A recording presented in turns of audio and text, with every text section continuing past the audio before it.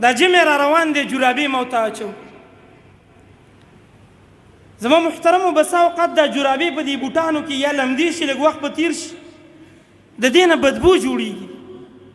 څنګه چې د اوږې خوړلو سره نبی صلی الله علیه وسلم فرمایي فلا یقربن مسجدنا، زمونږ جومات ته د نږدې نه راځي، هغه حلال شیز دی. دقه شانتې د جرابې د خپو د بدبو د وجې نه جومات ته نه دي راتګ پکار. بیا د دې مطلب دا هم نه دی چې د یو چا د خپو نه بدبو ځي هغه به جومات ته نه راځي، نه.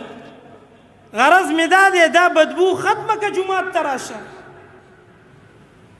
بعضې جوماتونو کې قالینونه پراته وي د دې جرابو د راتګ د وجې نه داسې شوي والله چې سجدې ته لاړ شي بیا به دې دا زړی چې کله به اوس اوچتېږم.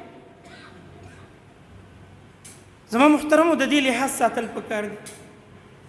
دا مساجد د الله کورونه دي او د الله د کورونو ډېر حق دی چې موږ یې آداب وکړو. که موږ کمرې ته ننوځو که پلار ننوځي بچي ورته وایي پلاره د کپړو نه دې بدبو راځي، جرابو نه دې بدبو راځي، فورا یې وباسي چې بدبو ختمه کړي. که موږ چپړو سره لاړ شو مسجد کور ګنده کوو کمره ګنده کوو ډایرکټ راته بچي ښځه رور خور دا غږ کوي. د الله کور د دې حقدار نه دی چې ما ورته یې د صفایۍ لحاظ وساتو. ولې نه دی زما محترمو؟ نو د دې وجې نه زما محترمو د مسجد آداب د دې لحاظ ساتل پکار دي.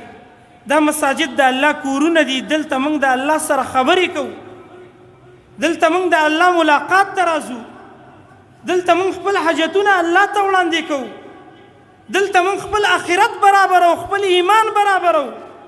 نو د دې د آدابو لحاظ ډېر ساتل په ما او تا باندې لازم او ضروري دي.